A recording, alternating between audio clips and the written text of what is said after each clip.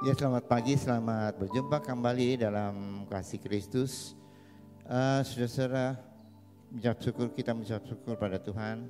Pagi hari ini kita boleh ada di rumah Tuhan dengan tubuh yang sehat. Patut kita memuji menyembah Tuhan, dengar firman Tuhan yang merupakan pesan Tuhan untuk kita semua pada hari ini. Mari saudara, kita akan mulai ibadah kita dengan doa. Saya undang untuk kita berdiri bersama-sama, kita akan masuk di dalam doa.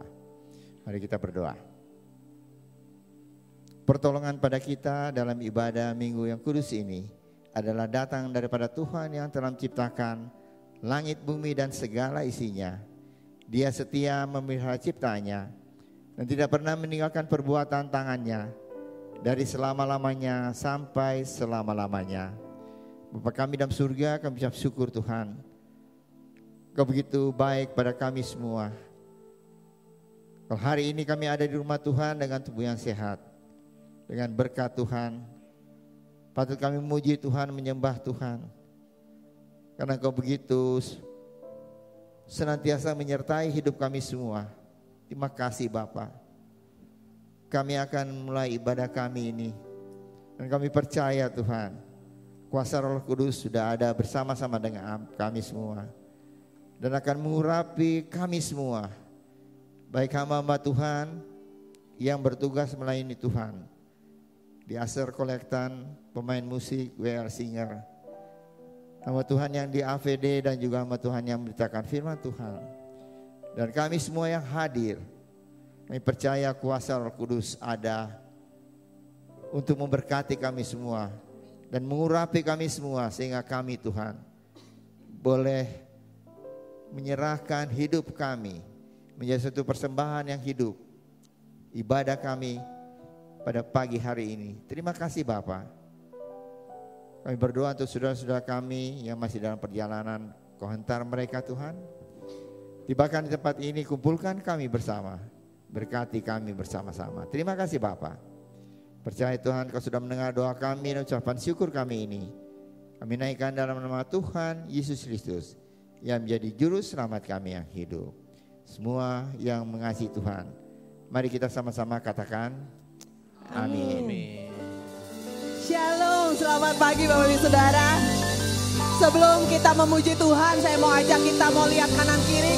Kita mau berkati mereka, katakan Tuhan berkati ya.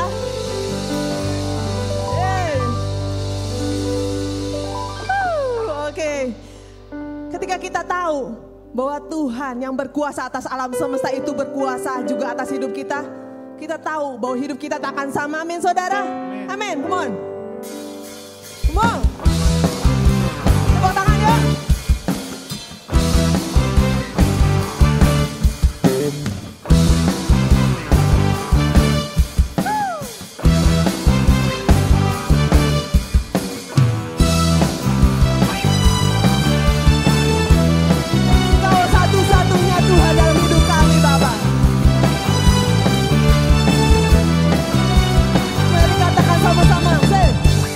Kaulah satu-satunya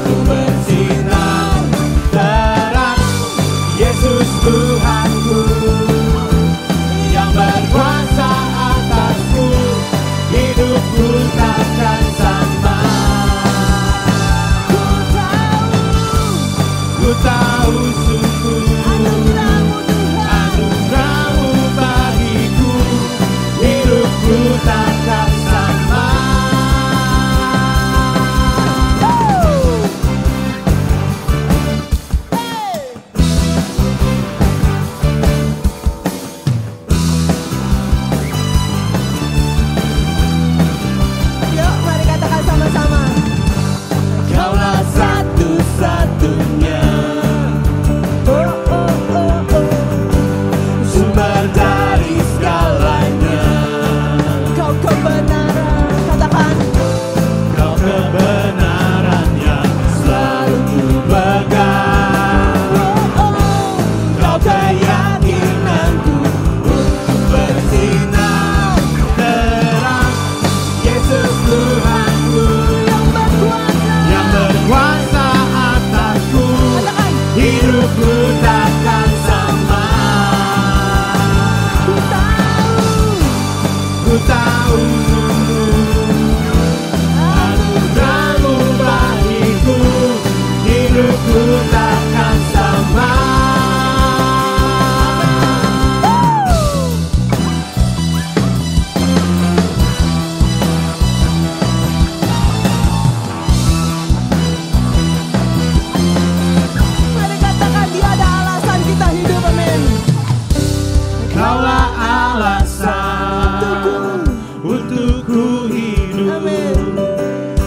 hanya menyenangkanmu. Kaulah alasan untuk ku hidup, hanya menyenangkanmu. Kaulah alasan untuk ku hidup, hanya menyenangkanmu. Kaulah alasan untuk ku hidup, hanya menyenangkanmu.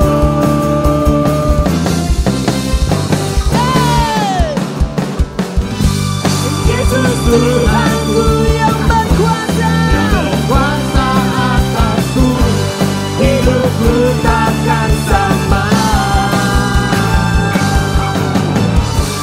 Ku tahu sungguh anugerah-Mu bagiku, hidupku takkan sama. Yesus Tuhanku yang berkuasa atasku, hidupku takkan sama. Ku tahu sungguh anugerah-Mu bagiku, hidupku takkan sama.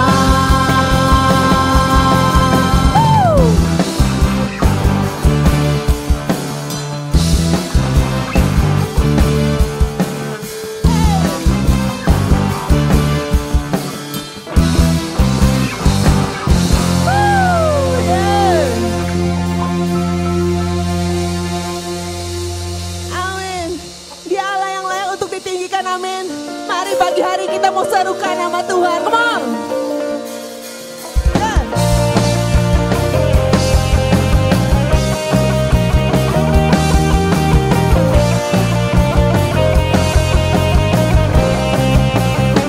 Mari katakan Tuhanku maha besar.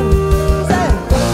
Tuhanku maha besar, Tuhanku maha kuasa, Raja segala raja. Takkan tergoyahkan, Dia takkan terkalahkan, Dia hidup dan berkuasa. Mari keras katakan, serukan namanya, Yesus Tuhan Raja, segala kuasa tunduk dalam namanya. Dia luar biasa perkasa, Mulia Yesus, nama di atas segala nama.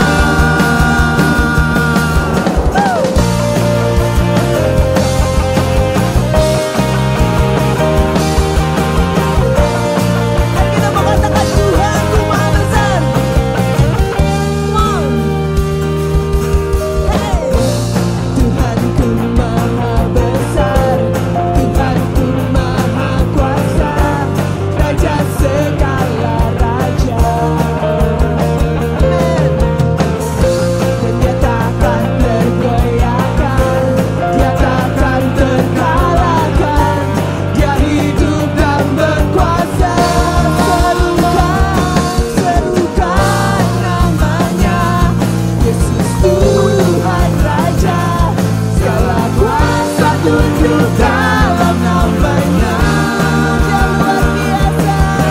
Luar biasa, Amen. berkuasa mulia Yesus, nama di atas segala nama.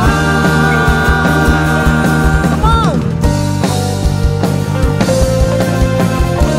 Amin Tuhan.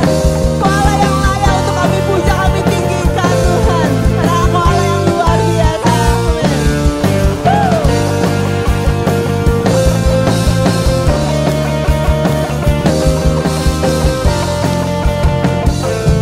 Mari kita katakan sama-sama dengan keras semua. Serukan namanya, Yesus Tuhan Raja, segala kuasa tunduk dalam namanya. Dia luar biasa. Luar biasa,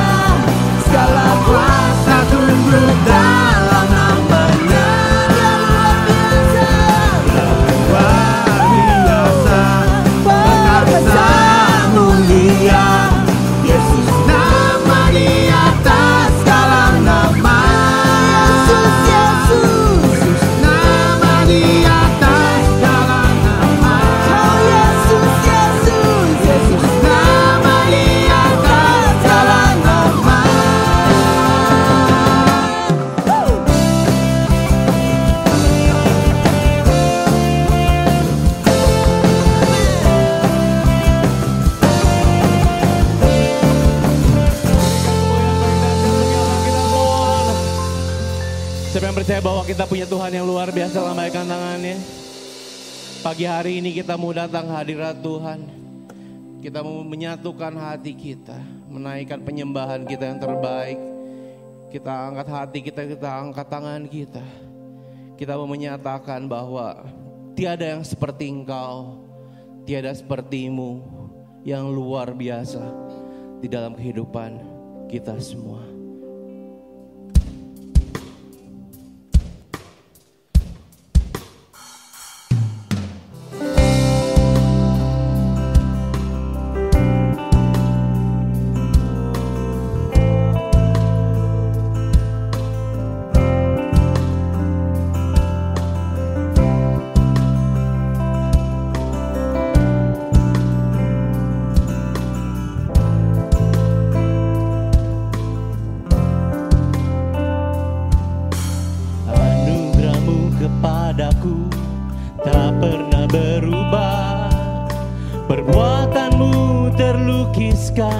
Di dalam hatiku, tercengangku dibuatmu, ku kagum padamu. Tak ada hal di hidupku yang luput darimu. Kau indah, kau mulia, tiada sepertimu. Ku ingin hidupku menyenangkanmu.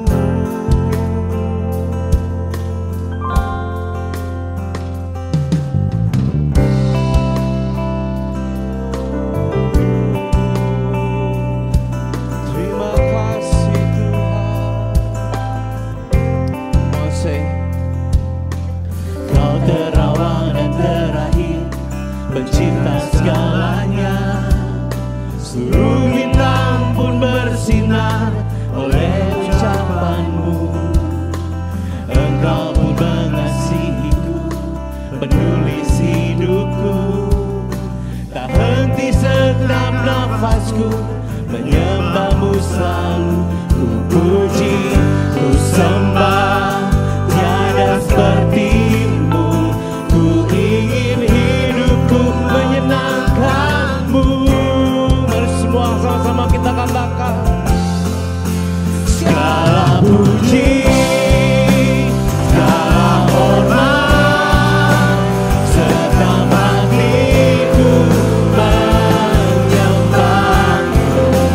Terimalah segala hidupku sebagai persembahan yang hidup. Berikan kemuliaan dan dahsyat bagi Allah kita di tempat ini. Oh, Yesus Tuhan. Anugerahmu kepadaku tak pernah berubah. Perbuatanmu terlukiskan di dalam hatiku. Ku puji, ku sembah, tiada sepertimu. Ku ingin hidupku menyenangkanmu.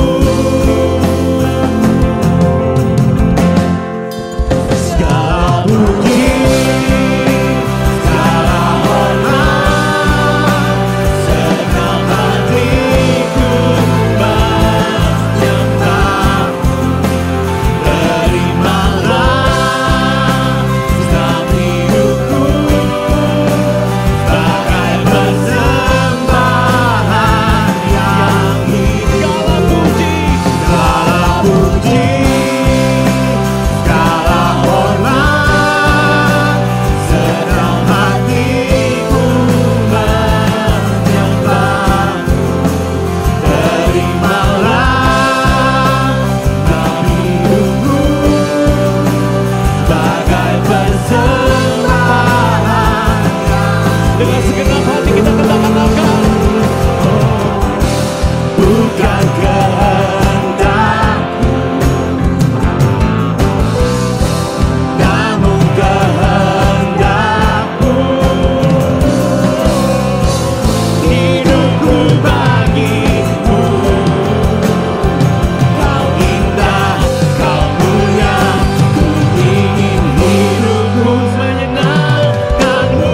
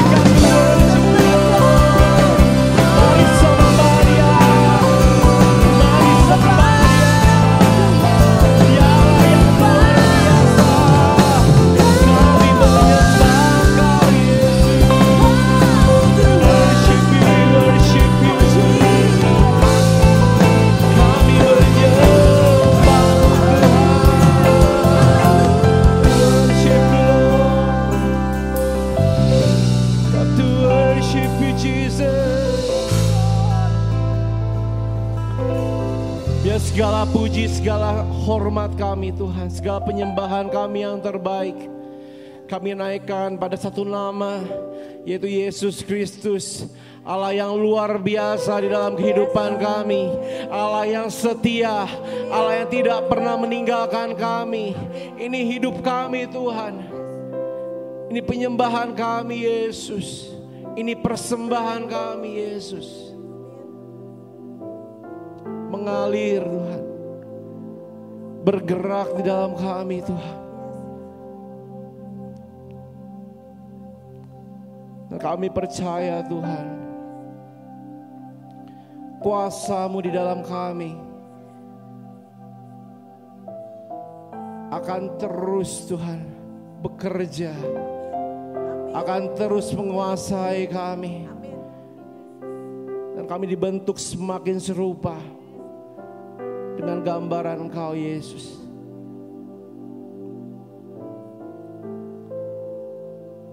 Terima kasih Tuhan, terima kasih. Kami mengucap syukur untuk segala kebaikan-Mu. Kami mengucap syukur untuk segala kemurahan-Mu.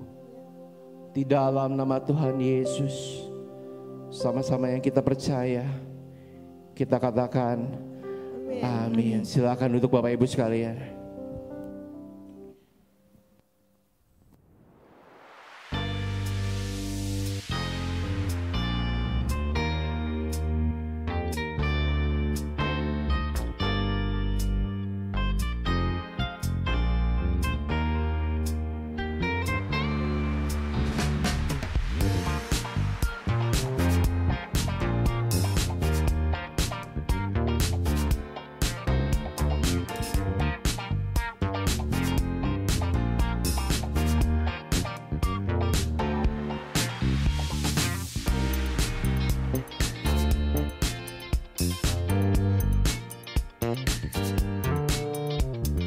Kita juga adalah orang yang berdosa. Sebenarnya kita najis di hadapan Allah. Tetapi ketika kita menerima Yesus sebagai juru selamat, kita menjadi anak Allah, maka kita dipulihkan. Tidak hanya pagi hari ini, di saat manapun, ketika saudara punya kesempatan, hampiri Tuhan.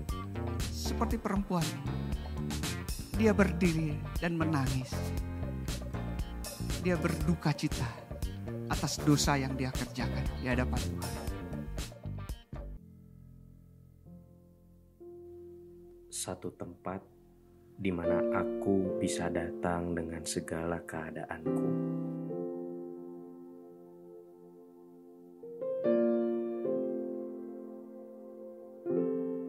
Satu tempat di mana aku kembali menjadi satu dengan pemilikku. Satu tempat ketika kata-kata tidak terucap, namun tangis adalah sebuah bahasa.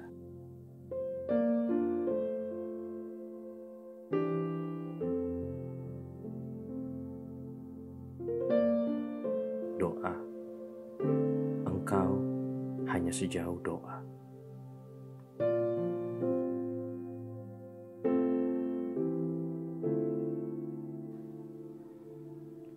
Penuhi hatimu dengan hadiratnya. Dia akan menuntunmu ke padang rumput hijau dan menyegarkan jiwamu.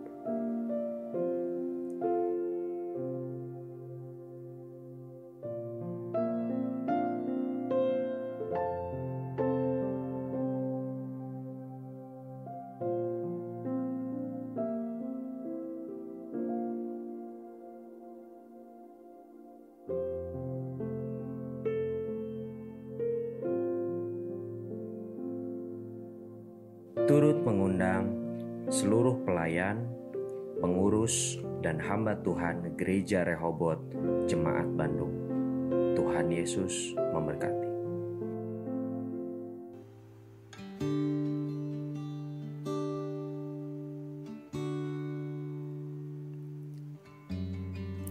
Bagaikan tanah kering yang merindukan air,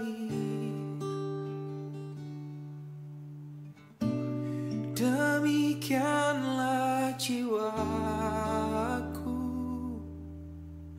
haus akan Engkau. Ku rindu selalu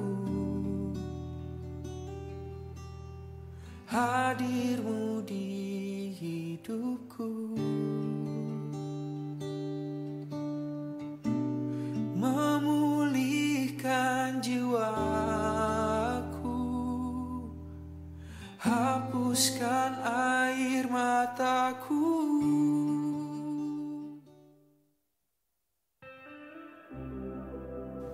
Bagi manusia modern, waktu adalah hal yang sangat berharga. Setiap detik adalah kesempatan di mana kita dapat bekerja, menghasilkan sesuatu yang banyak, dan melakukan berbagai aktivitas. Bahkan, seringkali waktu 24 jam yang kita miliki sangat terbatas dan dirasa kurang untuk melakukan semua itu.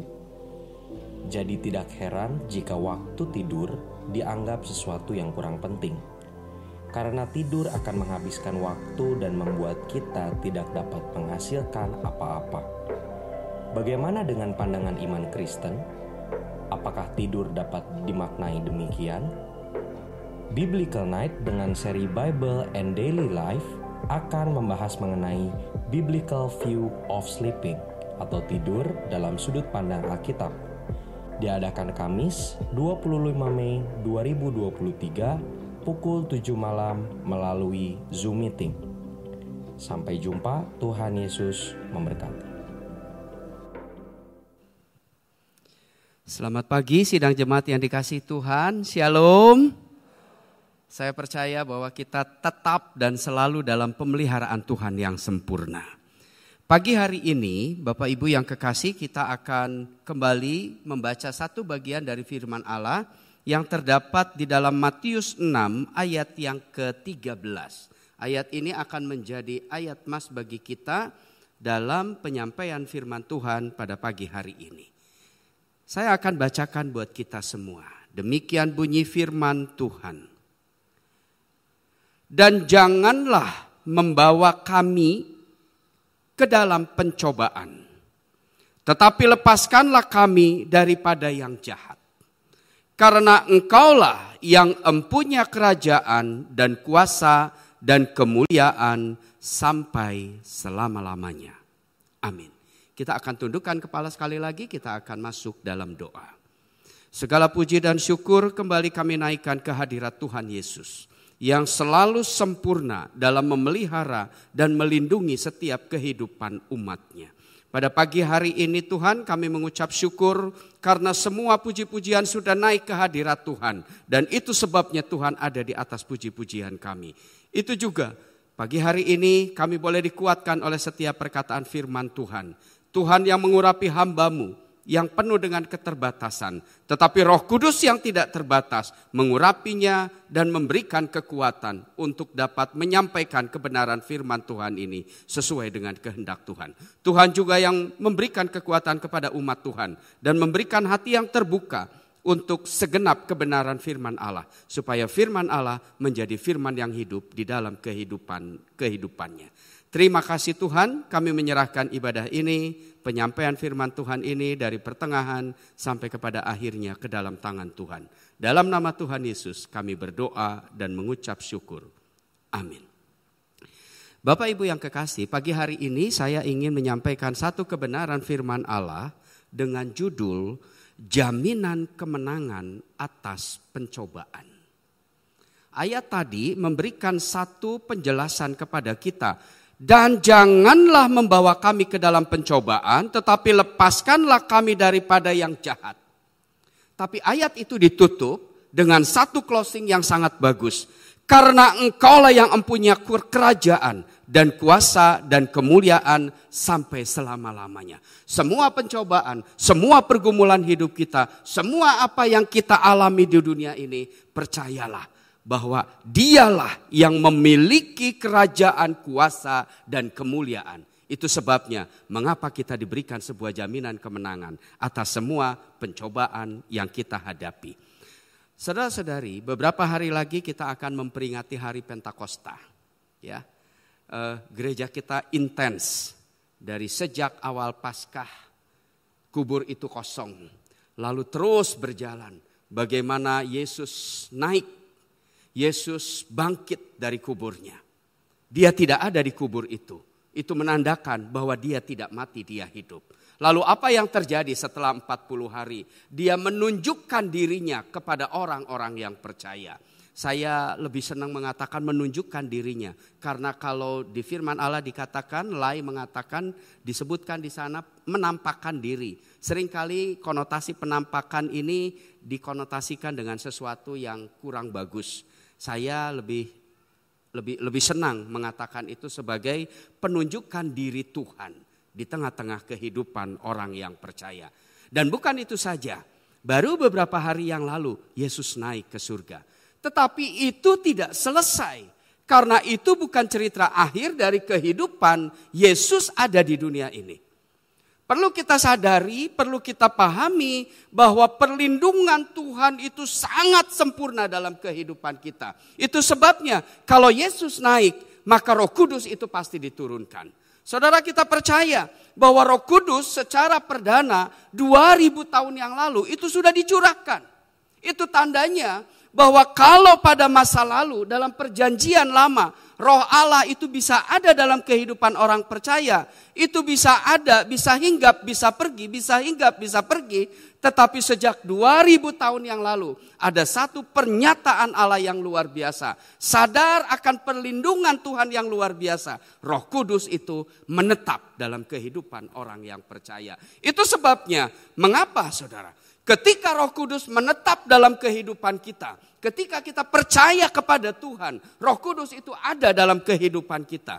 Kita mengalami kepenuhan Roh Kudus. Dan kita mengucap syukur kepada Tuhan. Karena kita dapat melihat kehidupan ini. Walaupun penuh dengan pergumulan yang sama. Penuh dengan tantangan yang sama. Tapi kita tahu ada cara pandang yang berbeda.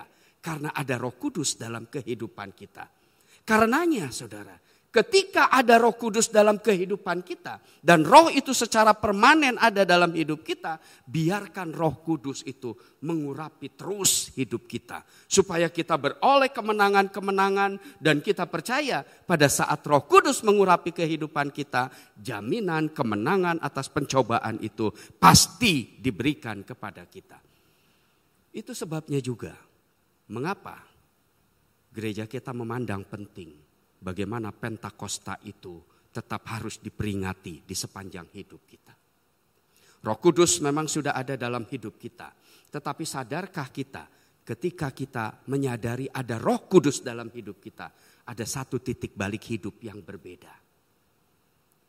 Pada masa lalu kita tidak percaya kepada Tuhan. Kita tidak punya kekuatan. Tetapi ketika kita percaya kepada Tuhan, ada kekuatan baru. Roh Kudus itu memenuhi kehidupan kita dan itu kita pelihara. Supaya sampai pada akhirnya kita berkemenangan di dalam Tuhan.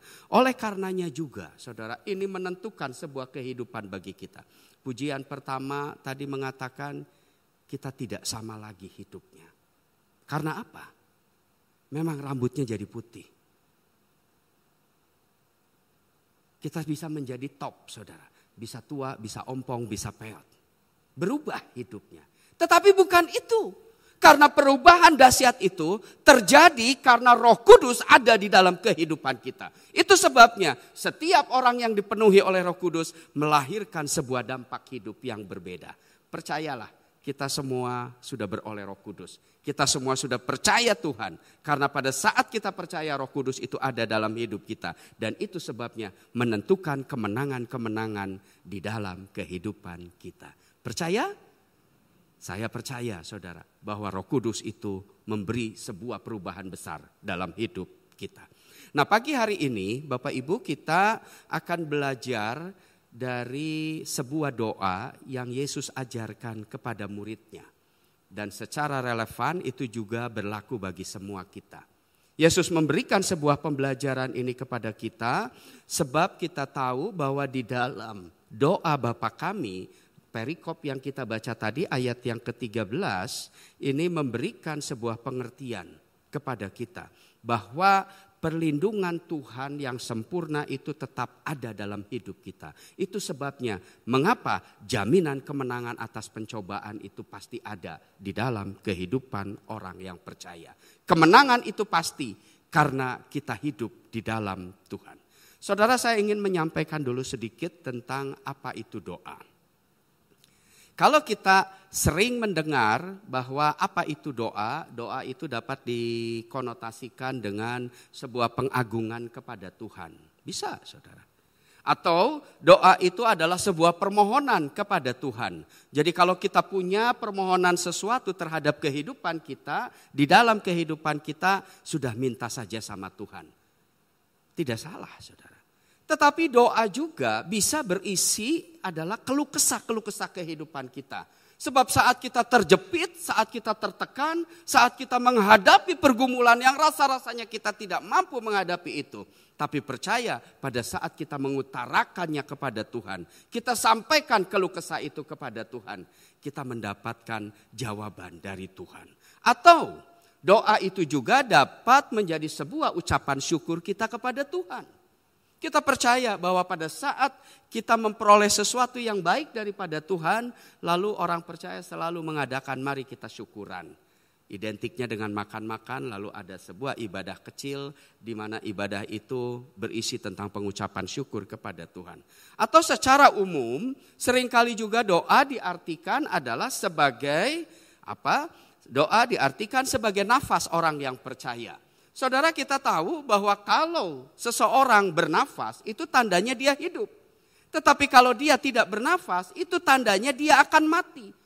Walaupun mungkin tidak saat itu ada jeda waktu sedikit, tapi akhirnya seseorang yang tidak bernafas itu pasti akan mati. Ini menggambarkan kepada kita betapa pentingnya doa. Harus kita panjatkan kepada Tuhan. Karena doa itu adalah nafas hidup rohani kita. Bagaimana rohani kita dapat dibangkitkan kalau kita tidak berdoa kepada Tuhan. Kalau kita tidak panjatkan ucapan syukur kita kepada Tuhan. Kalau kita tidak pohonkan semua pergumulan hidup kita kepada Tuhan. Percayalah, doa menjawab semua pergumulan kehidupan kita. Atau seringkali juga kita menyebutkan bahwa doa itu adalah sebuah komunikasi dengan Tuhan. Sama seperti kita berkomunikasi dengan istri, suami dengan istri, lalu suami dengan anak, ayah dengan anak, ibu dengan anak, saudara. Seperti itu juga kita berkomunikasi dengan Tuhan. Tidak salah, saudara. Tetapi yang paling penting bahwa ketika kita berdoa ada sebuah dampak yang berubah di dalam hati ini. Apa, saudara? Dampaknya adalah sebuah ketenangan. Seringkali orang Kristen mengatakan, aduh saya sudah berdoa, sudah tenang. Nggak salah, saudara. Tetapi juga ada satu hal yang penting, bahwa ketika kita sudah berdoa, kepuasan batin kita terobati. Karena di saat kita merana, di tengah-tengah hati kita yang tidak menentu terhadap kehidupan ini, tetapi ketika kita berdoa kepada Tuhan, kita bersyukur karena ketenangan batin itu diperoleh oleh kita. Ini tidak pernah bisa dipungkiri. Karena ini berbicara tentang hatimu, hati saudara dengan Tuhan. Dan mari kita nikmati terus bagaimana kepuasan batin kita di dalam Tuhan itu ada dalam doa-doa kita. Saudara-saudari, saya ingin sampaikan kepada kita bagaimana kita seharusnya berdoa. Saya ingin jelaskan sedikit, di Matius 6 itu ada 3 perikop yang saling berkaitan. Pertama adalah berbicara tentang hal bersedekah, lalu doa Bapa kami, dan tentang hal berpuasa. Saudara, penjelasan memberikan penekanan kepada kita bahwa ketiga hal itu, walaupun kita sering melakukannya dengan satu pengertian yang salah, tetapi harusnya itu diawali dengan sebuah motivasi yang benar. Harusnya didasari kepada sebuah dasar pemikiran yang sebenarnya. Atau tujuan yang khusus. Di mana itu ada dalam hati kita. Dan itu adalah yang paling penting. Jadi kalau boleh saya katakan kepada kita.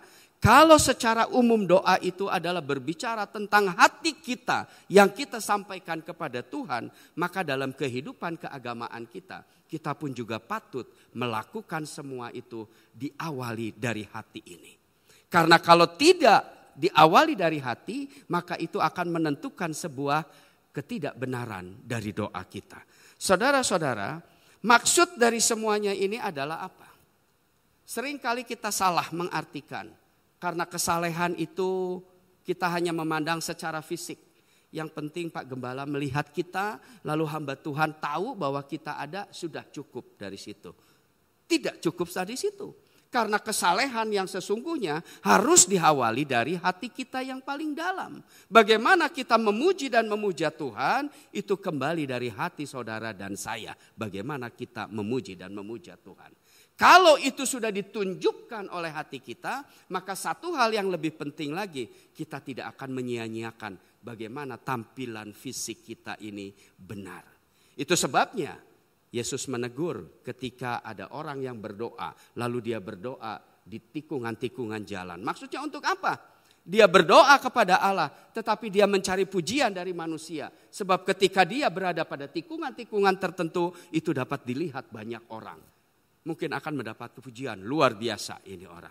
Tuhan tidak menyukai hal itu. Karena itu, saudara, mari kita maknai dengan benar bagaimana kita berdoa.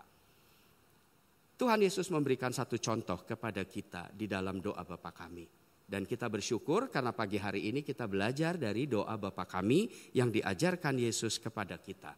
Saya percaya doa yang Yesus ajarkan ini tidak pernah salah. Artinya doa yang Yesus ajarkan ini adalah benar. Dan itu sebabnya mengapa penting kita yakin, kita percaya bahwa doa-doa kita itu harus dipanjatkan kepada Tuhan dengan benar. Saya ingin bilang sedikit saudara, doa yang salah Tuhan tidak akan pernah menjawabnya. Tetapi doa yang benar di dalam Tuhan, Tuhan akan memenuhinya. Percayalah doa Bapa Kami ini menjadi satu doa yang harus kita panjatkan di dalam kehidupan kita. Saudara, saya bulan Mei ini kita berbicara tentang doa Bapa Kami. Jadi minggu ini adalah mungkin minggu terakhir menyampaikan dengan materi dari apa yang ada di dalam doa Bapa Kami. Jadi perkenankan saya ingin menyampaikan dulu secara keseluruhan sebagai sebuah closing bahwa doa Bapa Kami itu garis besarnya apa. Supaya kita dapat melihat mata rantai panjang dari doa Bapa Kami sampai kepada ayat yang terakhir yang tadi saya baca. Saudara, ada 4 hal yang menjadi garis besar dari doa Bapa Kami. Yang pertama itu terdapat di dalam ayat yang ke-9 dan 10. Ya. Ayat yang ke-9 dan 10 saya akan bacakan buat kita. Karena itu berdoalah demikian. Bapa kami yang di surga, dikuduskanlah namamu, datanglah kerajaanmu, jadilah kehendakmu. Saudara, bagian ini, 2 ayat ini, kalau boleh saya katakan sesuatu, memberikan sebuah garis besar penting, karena 2 ayat ini mengisyaratkan kepada kita adanya sebuah dimensi hidup ilahi. Dimensi hidup ilahi sangat penting bagi kita. Mengapa, saudara? Saudara-saudari, yang pertama di ayat yang ke-9, Bapa kami yang di surga, dikuduskanlah namamu. Ada sebuah relasi baik antara Allah dengan manusia. Relasi itu tidak digambarkan dengan meteor satu dan meteor lain. Tidak digambarkan dengan zat satu dengan zat lain. Tetapi Tuhan menggambarkan itu seperti seorang bapa dengan anaknya. Dan saya yakin setiap kita mengerti apa itu arti bapa dan anak. Pasti setiap kita yang laki yang sudah cukup dewasa menjadi seorang bapa. Tapi setiap kita pasti punya bapa. Dan itu sebabnya kita sangat paham, kita sangat ngerti apa yang dimaksud dengan Bapa. Saudara, ini adalah sebuah relasi terdekat yang tidak pernah boleh tidak ada dalam hidup kita. Nah, Bapa ingin menggambarkan itu, keberadaan Allah yang maha agung, keberadaan Allah yang maha dahsyat, maha luar biasa itu digambarkan sebagai Bapa dari kita orang yang percaya. Ini adalah hubungan yang sangat jelas dan sangat mudah dimengerti. Apa bedanya? Saudara, saya senang mengatakan begini. Seringkali orang mengatakan bahwa mereka itu adalah pengikut Allah. Tidak salah, tapi itu secara universal. Semua orang juga akan mengatakan begitu kalau mereka punya Tuhan. Dan ada banyak orang juga mengatakan saya penganut Allah. Tidak salah. Tapi kalau orang percaya hanya berpatok kepada hal itu, lalu apa bedanya kita dengan mereka? Ini yang menentukan sebuah kehidupan yang berbeda. Karena apa? Karena Allah menggambarkan dirinya sebagai Bapa dari setiap orang yang percaya. Itu sebabnya ada dimensi hidup ilahi yang tidak pernah kita bisa lupakan. Artinya apa? Artinya walaupun kita sedang hidup dalam tubuh daging, kalau tangan kita dicubit masih sakit, itu tandanya kita masih hidup dalam tubuh daging.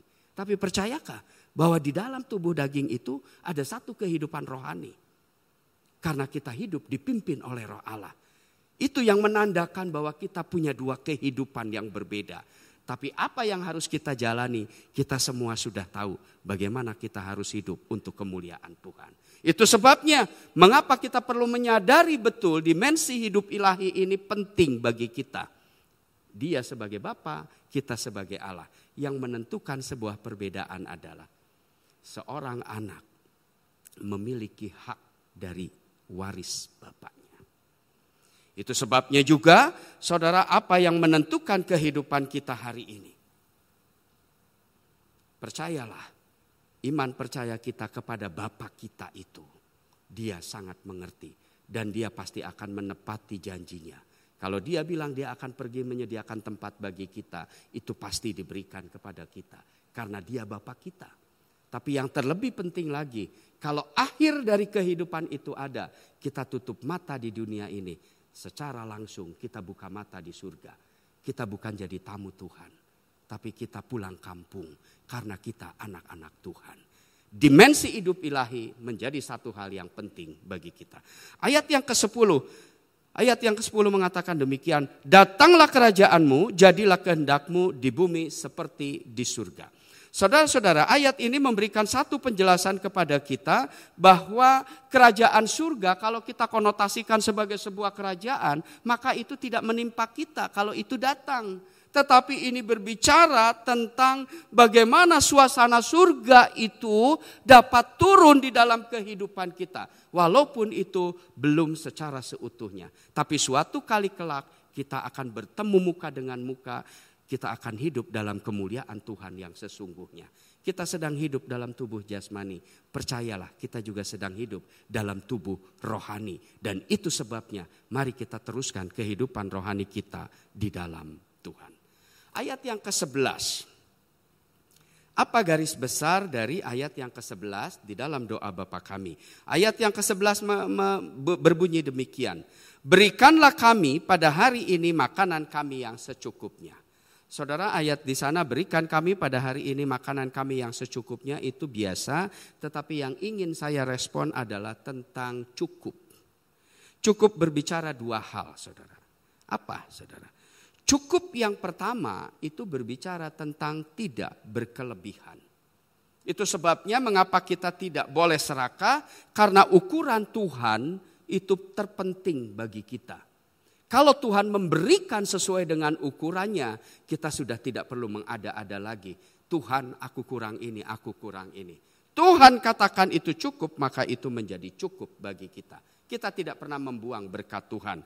Saudara, firman Tuhan di dalam Filipi 4 ayat yang ke-19 mengatakan, Allahku akan memenuhi segala keperluanmu. Ya, bukan keinginanmu. Allahku akan memenuhi segala keperluanmu menurut kekayaan dan kemuliaannya dalam Kristus Yesus. Rasa cukup kita panjatkan kepada Tuhan. Karena kita tahu betul Tuhan, Engkau adalah memberi sesuai dengan apa yang kami perlukan. Yang kedua, saudara. Yang kedua, rasa cukup ini adalah sebagai ungkapan rasa syukur kita kepada Tuhan. Ya, jadi apa yang dikatakan di sana? Berikanlah kami pada hari ini makanan kami yang secukupnya. Cukup ini berbicara tentang Tuhan, kami bersyukur untuk semua yang Tuhan berikan kepada kami. Firman Tuhan mengatakan di dalam 1 Timotius 6 ayat yang ke-6. Memang ibadah itu kalau disertai rasa cukup memberi keuntungan besar. Saudara, kita tahu ya, di dalam firman Tuhan di bagian yang lain dikatakan segala sesuatu yang kita perbuat, lakukanlah semuanya seperti untuk Tuhan. Itu adalah ibadah kita. Hidup kita adalah 24 jam satu hari dan itu adalah ibadah kita. Itu sebabnya salah satunya doa-doa yang kita panjatkan kepada Tuhan supaya Tuhan memenuhi keperluan kita dengan kategori cukup, itu adalah sebagai ungkapan syukur kita kepada Tuhan. Cukup Tuhan, tidak berkelebihan, lalu dengan hati bersyukur kami menerima berkat-berkat Tuhan. Yang ketiga, garis besar dari doa Bapa kami yang ketiga adalah di dalam ayat yang ke-12. Ayat yang ke-12 mengatakan demikian. Dan ampunilah kami akan kesalahan kami, seperti kami juga mengampuni orang yang bersalah kepada kami. Saudara, hal yang ketiga berbicara tentang hidup dalam kasih Allah. Mengapa kita harus hidup dalam kasih Allah? Kalau kita coba membaca ayat yang ke-14 di sana dikatakan karena jikalau kamu mengampuni kesalahan orang, Bapamu yang di surga akan mengampuni kamu juga. Ayat yang ke-12 berbicara tentang pengampunan Tuhan, ampunilah kami akan kesalahan kami seperti kami juga mengampuni orang yang bersalah kepada kami. Saudara, pengampunan menjadi satu ukuran yang penting bagi saudara dan saya. Karena ayat 14 mengatakan kita tidak akan diampuni oleh Bapa kalau kita juga tidak mengampuni yang lain. Jadi mana dulu yang harus dilakukan? Saya pikir kita semua cerdas, kita harus ampuni dulu yang lain, baru Tuhan akan mengampuni kita.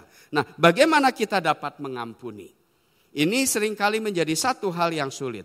Saudara, saya katakan di sana, hanya hidup dalam kasih Tuhan. Kalau tanpa kasih itu, maka semuanya menjadi sia-sia. Bukankah Yesus mengajarkan musuh kita saja harus didoakan? Itu tandanya kasih Allah harus memenuhi musuh kita. Supaya apa? Supaya kasih itu melingkupi semua kehidupan umat manusia. Dan ini memberikan sebuah pembelajaran penting bagi kita bahwa bagaimana kita dapat mengasihi orang-orang yang membenci kita, orang yang bahkan menghancurkan hidup kita kalau kita tidak memiliki kasih Allah. Contoh terbesar, saudara. Bagaimana Yesus mau mati di kayu salib 2000 tahun yang lalu. Kalau bukan karena kasihnya yang besar, tidak mungkin mau itu dilakukan terhadap manusia yang kadang-kadang benar, kadang-kadang tidak benar. Kadang-kadang datang menyembah Tuhan, kadang-kadang tidak datang menyembah Tuhan. Tapi Tuhan tidak melihat itu. Karena tampak depan Allah itu adalah kasih dan kemurahan Tuhan.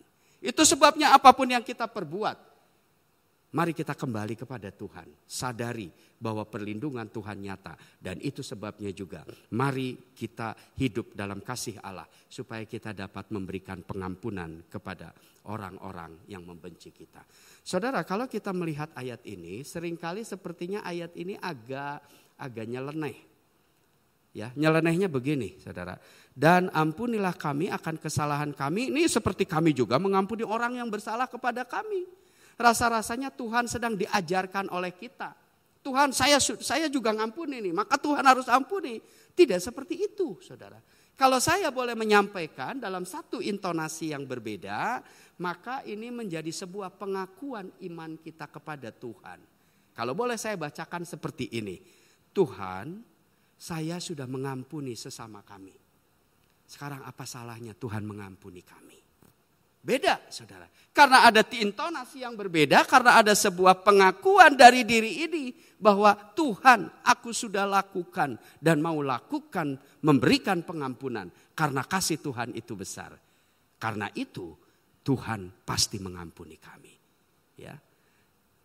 Garis besar yang ketiga berbicara tentang hidup dalam kasih Allah. Kita masuk ke pembahasan inti, saudara. Ayat yang ke-13. Ayat yang ke-13 berbunyi demikian. Dan janganlah membawa kami ke dalam pencobaan, tetapi lepaskanlah kami daripada yang jahat. Karena engkaulah yang empunya kerajaan dan kuasa dan kemuliaan sampai selama-lamanya. Amin. Garis besar yang keempat, saya ingin menyebut itu dengan kalimat Tuhan memberikan jaminan kemenangan atas pencobaan-pencobaan yang kita alami. Saudara, bagaimana kita dapat menang atas pencobaan-pencobaan yang kita alami? Kalau kita meneliti dari apa yang dikatakan firman Allah di ayat yang ke-13 ini, setidak-tidaknya ada 3 hal penting yang kita perlu sadari. Pertama adalah di ayat itu dikatakan, dan janganlah membawa kami ke dalam pencobaan. Ini berbicara Tuhan, kalau boleh jangan kami dihadapkan dengan pencobaan. Ya, itu adalah permohonan kita kepada Tuhan. Lalu perkataan berikutnya adalah, tetapi lepaskanlah kami daripada yang jahat. Ini berbicara, kalau sekalipun itu terjadi, yang pertama itu terjadi, aku dihadapkan dengan pergumulan, aku dihadapkan dengan pencobaan-pencobaan itu, kita berdoa kepada Tuhan, berikanlah kemampuan untuk hidup benar sesuai dengan kehendak Tuhan. Jadi jangan pernah berpikir jahat, ya sudah, karena ini pencobaan begitu berat, kita melakukan yang nyimpang-nyimpang dari Tuhan, tidak apa-apa. Bukan itu, maksud dari doa ini, tetapi lepaskanlah kami daripada yang jahat, adalah berbicara kepada kita supaya apa? Supaya Tuhan beri kemampuan, supaya saya dapat tetap berpegang pada kebenaran Tuhan itu. Dan yang terakhir, yang ketiga di bagian itu, karena engkaulah yang empunya kerajaan dan kuasa dan kemuliaan sampai selama-lamanya. Amin. Tadi saya katakan, closing di ayat ke-13 ini sangat smart, sangat luar biasa. Karena di sana penulis menuliskan, mencantumkan, semua itu boleh ada. Tetapi engkau saja, Allah saja yang mempunyai kerajaan dan kuasa dan kemuliaan. Artinya, tetap kalau engkau memiliki kerajaan, kuasa dan kemuliaan, engkau tampil sebagai pemenang. Dan kalau engkau tampil sebagai pemenang, engkau akan memberikan jaminan kemenangan kepada kami, kepada orang-orang yang percaya. Saudara, ayat 13 yang ingin saya sampaikan kepada kita tentang pencobaan. Bagaimana kita dapat menang menghadapi pencobaan, tapi kita perlu tahu dulu pencobaan itu apa. Kalau saya mengambil dari kata asli apa yang dimaksud dengan pencobaan, ditulis dengan kata peirasmos, itu berbicara tentang 2 hal penting. 2 hal penting itu berbicara tentang yang pertama, pencobaan itu sendiri. Atau kita dicobai dan lain sebagainya. Kita tahu bahwa pencobaan kita dicobai itu seringkali datang dari si jahat. Dari si iblis. Iblis yang seringkali mencobai kita supaya kita jatuh di dalam pencobaan itu sehingga kita menjadi tidak percaya kepada Tuhan. Tapi kita juga perlu tahu bahwa pencobaan itu bisa datang melalui apa? Melalui keinginan daging kita. Ya. Jadi kita perlu sadari bagaimana keinginan daging kita ini tidak diikuti, tetapi keinginan Roh Kudus yang ada di dalam hidup kita, itu yang kita turuti, itu sebabnya mengapa kita harus hidup dipimpin oleh Roh Allah. Itu yang pertama, arti dari peirasmos yang diartikan adalah pencobaan dan dicobai. Mengapa saya sampaikan yang kedua? Saudara, di sana dituliskan ada satu makna yang berbeda, bahkan 100% berbeda. Kalau tadi diartikan sebagai pencobaan atau dicobai, itu berkonotasi negatif karena merusakkan kita, menjatuhkan kita. Tapi arti yang kedua ini disebutkan, dituliskan dengan kata ujian. Ujian ini selalu positif. Tidak pernah ada ujian untuk menjatuhkan murid-murid. Saya percaya kalau kita masuk dalam ujian itu, seperti kita tahu siapa yang menguji. Yang menguji itu Tuhan. Tuhan tidak pernah mencobai kita. Tuhan justru menguji kita. Dengan maksud supaya apa? Supaya kita naik tingkat, naik kelas, naik yang lebih tinggi. Levelnya berbeda. Itu maksud dari ujian. Dan ujian ini Tuhan izinkan terjadi. Jadi atas pencobaan yang sama, kita bisa saja memandang itu sebagai sebuah pencobaan yang jatuh, yang menjatuhkan kita. Tapi di atas dasar yang sama itu, kalau kita memiliki cara pandang yang berbeda, Ya, sesuai dengan maksud dari garis besar dari doa Bapa kami, kita sedang hidup dalam dimensi ilahi, kita memiliki cara pandang Allah, maka sadari perlindungan Tuhan itu begitu dahsyat. Bukan semata-mata jasmaninya, tapi rohaninya pun juga tetap beroleh perlindungan. Dan itu juga yang memberikan sebuah pengertian kepada kita dalam pencobaan tertentu. Pencobaan itu, bagaimana kita dapat memandang itu sebagai sebuah pencobaan atau bagaimana itu kita bisa pandang sebagai sebuah ujian. Saudara, dari satu masalah yang sama kita bisa jatuh di dalam masalah itu karena kita memandang ini sebagai sebuah pencobaan. Berapa banyak ketika pandemi lalu itu memandang sebagai sebuah pencobaan. Enggak kuat lagi, bahkan semua usaha menjadi tutup. Ada banyak orang Kristen juga yang menjadi hancur-hancuran. Karena dia melihat itu sebagai apa? Sebagai sesuatu yang dari si jahat untuk menjatuhkan hidup mereka. Dan mereka tidak mau berubah. Sebetulnya kita juga tahu di setiap kesempitan selalu ada kesempatan yang Tuhan berikan. Berapa banyak orang yang percaya kepada Tuhan ketika menghadapi pandemi itu, sebetulnya semua sudah jatuh, semua sudah tidak memiliki kekuatan lagi untuk menghadapi, melakukan usaha-usahanya. Tetapi mereka dapat tetap bertahan. Tapi justru di balik pandemi itu, ketika mereka percaya mengubah cara pandang mereka, Tuhan turut bekerja di dalam setiap apa yang mereka hadapi.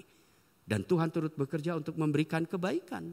Berapa banyak orang yang percaya justru karena pandemi itu akhirnya mereka bangkit. Karena mereka punya kesempatan. Mereka melihat ada peluang besar. Mereka melihat ada kesempatan besar yang dapat diambil. Kalau mereka mau memandang itu sebagai sesuatu yang berbeda. Jadi penting sekali, maksud saya adalah kita memandang sebuah pencobaan. Bagaimana cara pandang kita terhadap pencobaan. Masalahnya sama, pergumulannya sama. Bahkan mungkin proses itu pun juga ada di dalam hidup kita. Bukan masalah yang berbeda. Tapi cara pandang kita menentukan kemenangan kehidupan kita. Percayalah, sesulit apapun pergumulan hidup kita hari ini. Percaya, cara pandang yang berbeda memberikan hasil yang berbeda. Cara pandang yang berbeda memberikan kemenangan yang sesungguhnya di dalam Tuhan. Karena pada hakikatnya Tuhan mau memberikan jaminan kemenangan kepada saudara dan saya ketika kita menghadapi pencobaan. Bagian terakhir saudara, saya ingin menyampaikan kepada kita betapa penting kita memaknai pencobaan itu di dalam hidup kita. Ya, kita akan terus lanjut. Kita akan buka Alkitab kita di dalam 1 Korintus 10 ayat yang ke-13. 1 Korintus 10 ayat yang ke-13.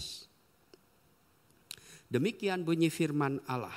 Bagaimana kita memandang penting bahwa memaknai pencobaan sesuai dengan firman Allah itu menjadi satu hal yang utama. Demikian bunyi firman Allah, pencobaan-pencobaan yang kamu alami ialah pencobaan-pencobaan biasa yang tidak melebihi kekuatan manusia. Sebab Allah setia dan karena itu Ia tidak akan membiarkan kamu dicobai melampaui kekuatanmu. Perhatikan, pada waktu kamu dicobai, Ia akan memberikan kepadamu jalan keluar sehingga kamu dapat menanggungnya. Bagaimana kita harus memaknai pencobaan itu ada di dalam kehidupan kita? Hal yang pertama yang saya ingin sampaikan kepada kita, pandanglah bahwa pencobaan-pencobaan itu adalah pencobaan yang biasa. Tidak melampaui kemampuan saudara dan saya. Semakin kita tahu bahwa pencobaan itu adalah kecil, tidak ada artinya apa-apa bagi kita, semakin kita punya semangat untuk meraih kemenangan itu bersama dengan Tuhan. Saudara, ada satu cerita yang menarik. Daud dan Goliat. Daud itu umurnya kurang lebih 15-19 tahun, pipinya masih kemerahan. Tapi ketika dia memperhatikan bahwa Raja Saul dan bangsa Israel melihat ditantang oleh Goliat, itu dia ketakutan. Karena Goliat itu badannya tinggi besar. Mungkin kalau Daud yang melihat Goliat, dia seperti melihat gedung tinggi kayak begini. Bagaimana Daud memiliki sebuah hasrat hati untuk mampu menghadapi pencobaan itu. Saudara, Daud tahu bahwa Goliat itu memang tinggi besar, tapi Allahnya itu berkuasa. Itu sebabnya di sana dikatakan mereka, Goliat itu datang dengan peralatan perangnya. Tetapi Daud datang dengan nama Tuhan. Karena dia yakin sekali bahwa Tuhannya itu berkuasa. Bahwa Tuhannya itu sanggup mengatasi masalah. Bahwa Tuhannya itu sanggup membawa dia kepada kemenangan. Yang menarik saudara, dengan dia bicara bahwa aku datang dengan nama Tuhan, dia sepertinya menarik Tuhan untuk ikut dalam pertempuran itu. Dan itu sebabnya mengapa beroleh kemenangan. Karena Tuhan yang berperang bagi Daud. Percayalah, pencobaan-pencobaan yang kita hadapi itu tidak lebih dari kemampuan kita. Tuhan memberikan kemenangan kepada kita supaya kita dapat mampu menjalani kehidupan ini. Makna yang kedua, arti yang kedua dari pencobaan, kita akan buka di dalam Yakobus 1 ayat 2 dan 3. Demikian bunyi firman Allah. Saudara-saudaraku, anggaplah sebagai suatu kebahagiaan apabila kamu jatuh ke dalam berbagai-bagai pencobaan. Sebab kamu tahu apa? Bahwa ujian terhadap imanmu itu menghasilkan ketekunan. Saudara, ayat ini memberikan sebuah korelasi yang sangat jelas kepada kita. Masalah boleh ada, pergumulan boleh ada, kesulitan itu boleh ada menimpa kita. Tetapi percayalah, anggaplah itu sebagai satu sukacita kita. Anggaplah sebagai satu kebahagiaan kita. Karena apa? Karena betul-betul itu dipandang sebagai sebuah ujian. Kalau itu dipandang sebagai sebuah ujian, kita menang, kita akan naik tingkat ke level yang lebih tinggi. Itu sebabnya mari kita memiliki cara pandang Tuhan. Bahwa pencobaan yang kita alami itu adalah sebagai satu alat yang Tuhan berikan kepada kita supaya kita dapat naik terus di dalam Tuhan. Contoh saudara, saudara tahu Yusuf ya. Yusuf sejak mudanya dia hidup bergaul dengan saudara-saudaranya. Tetapi sejak mudanya juga dia selalu dinyinyirin oleh saudara-saudaranya. Saudaranya gak suka terhadap Yusuf. Bahkan ketidaksukaan itu dimunculkan oleh saudara-saudaranya dengan membuang Yusuf. Bahkan berusaha untuk dibunuh walaupun mereka takut-takut untuk membunuh. Saudara, Yusuf tahu sampai suatu kali Yusuf menjadi Perdana Menteri, orang kedua di Mesir. Dia bertemu dengan saudara-saudaranya datang ke tempat dia. Dia tahu cerita itu panjang. Itu adalah pencobaan-pencobaan yang dia alami begitu berat. Tapi Yusuf luar biasa karena dia memandang itu sebagai sebuah proses dari Tuhan. Itu sebabnya dia bersuka cita. Bahkan yang lebih menarik pada saat dia ingin mencurahkan kasihnya kepada saudara-saudaranya. Dia bilang kepada orang-orang lain yang ada di sana, engkau keluar semua, biarkan aku dengan saudara-saudara, dengan orang-orang ini. Apa yang terjadi saudara? Kesukacitaan Yusuf, walaupun dia diperlakukan tidak baik, walaupun dia diperlakukan semena-mena, dia tunjukkan dengan nangis begitu rupa. Karena Yusuf katakan, engkau adalah saudara-saudaraku. Kalau bukan dipandang sebagai satu hal yang positif, kebahagiaan tidak pernah bisa. Justru itu kesempatan bagi Yusuf. Engkau dulu sudah menyakiti aku, engkau dulu sudah menjahati aku. Maka sekarang tiba saatnya aku akan menghukum engkau. Tidak ada yang salah dengan Yusuf. Tetapi cara pandang yang berbeda memberikan sebuah pengampunan yang luar biasa.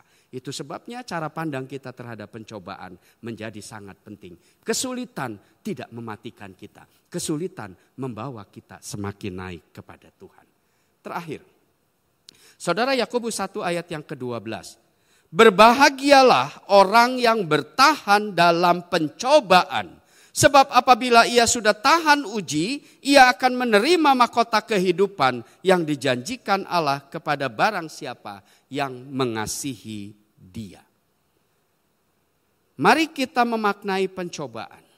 Pencobaan itu tidak perlu didustai. Ya, pencobaan itu adalah alat Tuhan untuk membuat kita beroleh kemenangan di dalam Tuhan. Bertahan dalam pencobaan, maka kita akan beroleh mahkota kehidupan. Ada kebenaran Allah yang perlu kita sadari bahwa ketika kita benar memandang cara pandang Tuhan itu di dalam hidup kita, itu berpotensi berkat yang luar biasa. Kalau kita mau memandang pencobaan itu sebagai satu hal yang positif, supaya kita dapat meraihnya, kita dapat melewatinya, dan kita dapat beroleh jaminan kemenangan atas pencobaan, percayalah berkat-berkat Tuhan diberikan kepada kita. Saudara-saudara yang kekasih, percayakah bahwa pencobaan tidak diundang itu datang sendiri? Ya. Tetapi kita perlu tahu bahwa respon yang benar itu tetap akan menentukan sebuah kemenangan hidup kita. Mari kita respon dengan benar dan kita menerima jaminan kemenangan atas pencobaan kita dengan doa-doa yang kita panjatkan kepada Tuhan. Jangan berlebihan memandang pencobaan. Pencobaan itu biasa-biasa saja. Tetapi Tuhan kita yang luar biasa itu yang menjadi satu ukuran penting. Ingat, Tuhan pemilik kuasa, kemuliaan sampai selama-lamanya. Karena itu terima jaminan kemenangan atas pencobaan kita. Apapun yang menjadi pergumulan bagi hidup saudara dan saya, hari ini Tuhan memberikan kemenangan. Percayakah bahwa Tuhan memberikan kemenangan? Beri kemuliaan bagi Tuhan kita. Mari kita tundukkan kepala kita. Tuhan Yesus, terima kasih. Karena pagi hari ini kami diingatkan untuk satu pembelajaran firman. Bagaimana pencobaan ada dalam hidup kami, tetapi Tuhan izinkan untuk hal-hal yang baik bagi kami.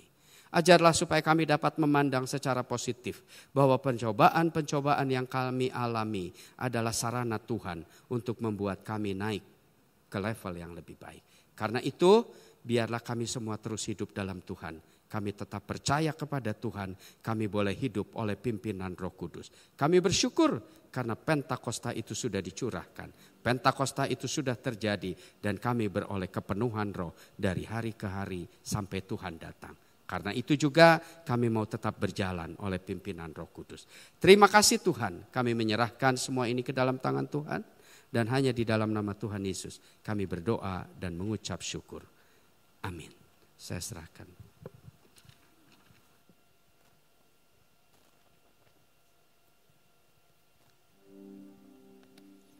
Ya, puji Tuhan, saudara, kita sudah mendengar firman Tuhan. Mana firman Tuhan dapat memberikan mengingatkan kita kembali bahwa sebagai anak Tuhan kita terus hidup di dalam kemenangan. Karena apa? Karena Roh Kudus ada dalam kehidupan kita. Puji Tuhan. Saudara-saudara, sebentar setelah selesai KU2 ada doa pengerja yang diadakan di basement. Dimulai 10:30. Jam 11 sudah dibuka. Dan saudara, kita akan kumpul bersama-sama untuk doa untuk dalam doa pengerja ini. Minggu depan ada selain kita memperingati kecurahan Roh Kudus, hari Pentakosta, pada saat itu kita juga akan mengadakan perjamuan kudus ya. Dan perjamuan kudus selalu saya ingatkan, mari kita mempersiapkan diri kita untuk menerima perjamuan kudus ini, sakramen perjamuan kudus. Ya. Dan 3 hari sebelumnya, Kamis, Jumat, Sabtu, kita akan mengadakan doa puasa secara korporat. Doa puasa secara korporat. Baik, terima kasih untuk perhatian saudara. Saya undang untuk kita berdiri bersama-sama, kita akan tutup ibadah kita dengan doa. Mari kita berdoa. Bapa kami di surga, terima kasih Tuhan untuk berkat Tuhan bagi kami semua. Kami mengucap syukur. Kalau hari ini pujian penyembahan yang sudah kami naikkan kepada Tuhan, terutama firman Tuhan yang sudah kami dengar Tuhan, dapat mengingatkan dan lebih meyakinkan kepada kami semua bahwa kami menjadi anak-anak Tuhan yang tidak mungkin bisa kalah. Bukan karena kekuatan kami, tetapi karena Roh Kudus ada dalam kehidupan kami semua. Terima kasih Tuhan. Sebab itu mari Tuhan, Engkau sendiri akan menyertai hidup di dalam kami semua, dan kami percaya Roh Kudus ada dalam kehidupan kami. Yang akan memimpin hidup kami, memberikan kekuatan bagi kami untuk mengatasi banyak hal, termasuk pencobaan-pencobaan. Terima kasih Tuhan. Kami berdoa Tuhan untuk minggu depan, kami akan mempersiapkan diri kami untuk menerima sakramen perjamuan kudus. Supaya kami boleh menerima berkat Tuhan yang besar ini, memperingati akan kasih karunia Tuhan yang begitu besar dalam kehidupan kami. Kami boleh diselamatkan di dalam Tuhan. Terima kasih Bapak, kami juga akan bersekutu di dalam doa puasa secara korporat yang dimulai pada hari Kamis, Jumat dan Sabtu. Terima kasih Tuhan. Kami tetap berdoa untuk pemerintah kami yang saat sekarang tengah mempersiapkan pemilu yang akan datang. Mari Tuhan, baik pemilu secara pemilu legislatif dan juga pemilu untuk pemilihan presiden. Mari Tuhan kami tetap serahkan supaya semuanya boleh berjalan dengan tenang, dan Tuhan siapapun yang terpilih itu adalah pilihan Tuhan sendiri untuk memimpin bangsa dan negara kami lebih hari, lebih maju. Terima kasih Bapak untuk berkat Tuhan. Kami akan pulang, kami akan berikan persembahan dan membalikan perpuluhan yang Tuhan punya. Ajar pada kami untuk memberikan yang terbaik, karena Tuhan sudah memberikan yang terbaik bagi kami, yaitu keselamatan dan hidup yang kekal dalam Tuhan. Kami akan masuk dalam minggu yang baru. Kami percaya kami tidak berjalan sendiri. Engkau menyertai usaha kami, pekerjaan kami, keluarga kami semua, pendidikan dari anak, cucu kami semua. Tuhan berkati dengan berkat dari surga. Kami percaya Tuhan Kau sudah mendengar doa kami dan ucapan syukur kami ini. Kami naikkan dalam nama Tuhan Yesus Kristus yang menjadi juru selamat kami yang hidup. Saudara yang dikasihi oleh Tuhan, angkatlah tangan saudara untuk menerima berkat Allah. Arahkan hati saudara kepada Tuhan dan hadirat-Nya. Maka berkat Allah memenuhi hidup saudara. Amin. Berkat Allah memenuhi keluarga saudara. Amin. Berkat Allah memenuhi kesehatan saudara. Amin. Berkat Allah memenuhi pekerjaan saudara. Amin. Dan jadilah berkat dimanapun saudara berada. Saudara terimalah berkat dari Allah Bapa, kasih karunia dan damai sejahtera dari Tuhan Yesus Kristus, dan persekutuan Allah Roh Kudus menyertai saudara sekalian mulai hari ini sehingga Maranatha, Tuhan Yesus datang kembali. Amin. Bapa, terima kasih. Bapa, terima kasih. Bapa di dalam surga, ku berterima kasih.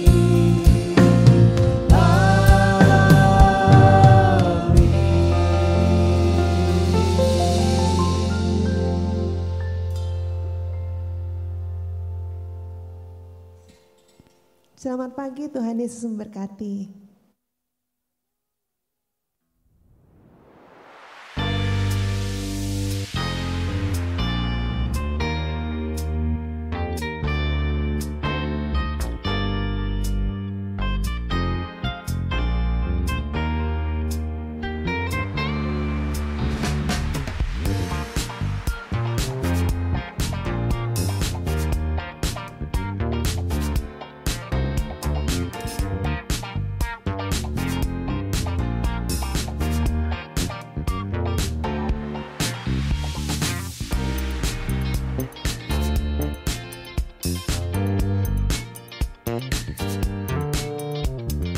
Kita juga adalah orang yang berdosa. Sebenarnya kita najis di hadapan Allah. Tetapi ketika kita menerima Yesus sebagai juru selamat, kita menjadi anak Allah, maka kita dipulihkan. Tidak hanya pagi hari ini, di saat manapun, ketika saudara punya kesempatan, hampiri Tuhan. seperti perempuan ini. Dia berdiri dan menangis. Dia berduka cita atas dosa yang dia kerjakan di hadapan Tuhan.